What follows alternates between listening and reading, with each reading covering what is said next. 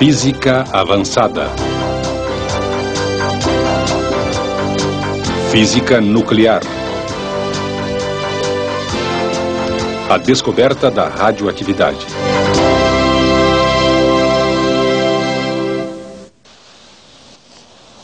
Do que você se lembra quando ouve as palavras radiação nuclear? Da bomba?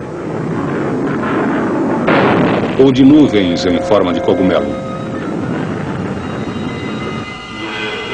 Talvez tenha visões de lixo nuclear destruindo o ambiente por vários séculos. Você já notou que a radiação nuclear faz parte da experiência humana desde o início dos tempos? As pessoas não percebiam porque os nossos sentidos não conseguem detectar a radiação nuclear. Se de alguma forma pudessem modificar a sensibilidade dos olhos, perceberiam que ela era emitida por certos tipos de rochas e até certo ponto por todos os seres vivos, incluindo o homem. Foi em meados do século XIX que uma série de eventos revelou ao homem que a radiação existe. Michael Faraday fez experiências com um tubo de vidro contendo eletrodos, ligado a uma fonte de alta tensão.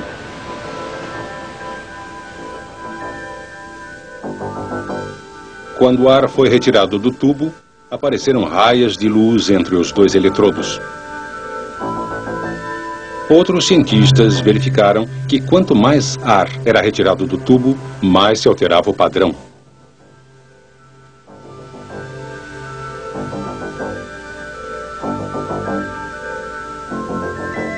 Quando se coloca uma tela fluorescente em um tubo altamente evacuado, uma linha brilhante na tela sugere que alguma coisa está se movendo entre o cátodo e o anodo. Essas coisas misteriosas foram denominadas raios catódicos. Outras experiências mostraram que campos elétricos podem defletir os raios catódicos. As experiências revelaram que um campo magnético também pode refletir os raios. Essas observações sugeriram que os raios catódicos são partículas carregadas negativamente. Quando Wilhelm Röntgen começou a estudar esses raios, fez uma descoberta extraordinária. Ele estava fazendo experiências com um tubo de raios catódicos altamente evacuado e coberto com papel opaco. Por acaso, perto do aparelho havia um papel tratado quimicamente. Quando o tubo de raios catódicos foi ligado, o papel começou a brilhar. Mas o brilho desaparecia assim que o tubo era desligado. Röntgen concluiu que raios misteriosos estavam sendo emitidos pelo tubo de raios catódicos. Ele os chamou de raios X. Logo, os profissionais da saúde começaram a usar esses raios. Eles conseguiam penetrar materiais opacos, como papel preto ou tecidos do corpo. Os raios-x também podiam expor chapas fotográficas, que eram então reveladas para produzir uma imagem.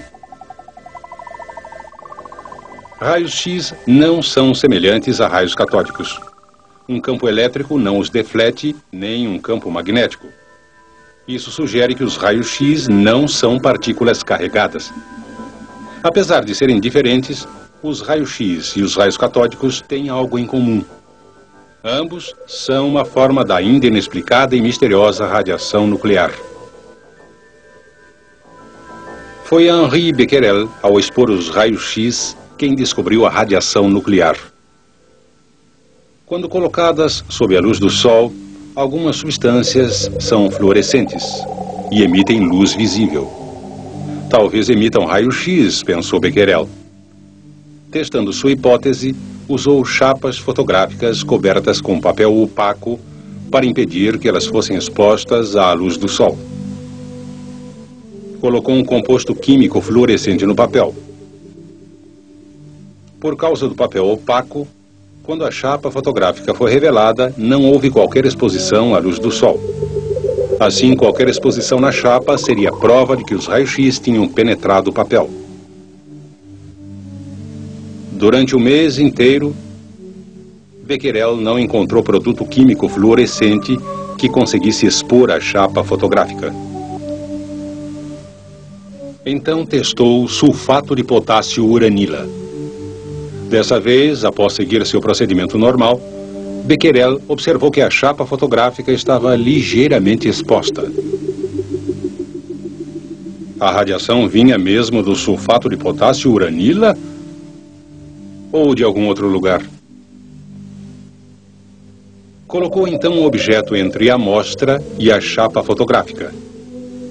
Quando a chapa foi revelada, apareceu o formato do objeto, o que parecia comprovar sua hipótese de que os raios X estavam sendo produzidos diretamente de sua amostra fluorescente.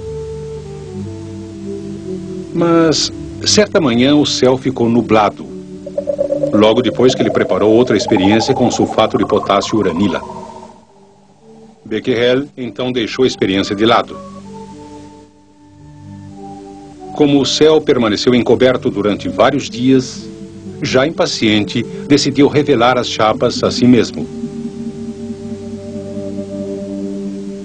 Para sua grande surpresa, elas estavam muito expostas. Ele percebeu logo que a amostra tinha emitido algum tipo de radiação sem ser estimulada pela luz do sol. Esses raios Becquerel eram similares aos raios X por sua capacidade de penetrar o papel, que era opaco à luz visível. Mas pareciam ser diferentes dos raios X, porque os raios X podiam ser ligados e desligados, o que não acontece com os raios Becquerel. Mais tarde ele verificou que no sulfato de potássio uranila, o metal urânio parecia ser a fonte dos raios Becquerel. Os raios Becquerel não eram afetados pela aplicação de calor ou por tratamento do composto de urânio com produtos químicos. Becquerel também testou seus raios com um eletroscópio. Quando um eletroscópio é carregado, cada folha tem um excesso da mesma carga elétrica. As folhas se repelem. Normalmente, o ar isola essas folhas e elas descarregam só lentamente. Mas a radiação de Becquerel parecia modificar a natureza do ar ao redor do eletroscópio. O ar se tornava condutor e cargas em excesso nas folhas do eletroscópio eram rapidamente neutralizadas, descarregando assim o eletroscópio. Qual era exatamente a fonte dessa radiação? Marie Curie descobriu que o elemento tório também emitia esses raios.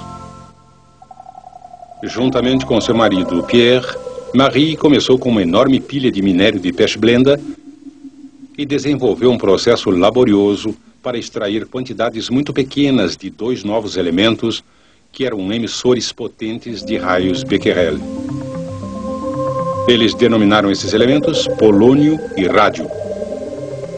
Ao contrário de um tubo de raios catódicos ou um tubo de raio-x em que a eletricidade fornece energia para produzir a radiação, esses raios Becquerel pareciam ser emitidos sem qualquer fonte externa de fornecimento de energia. Foi Marie Curie quem inventou a palavra radioatividade para descrever o processo em que substâncias produzem radiação espontaneamente. Outros logo se juntaram a Becquerel e aos Curies. Passaram todos a pesquisar e descobrir a fonte dessa radioatividade, o núcleo do átomo.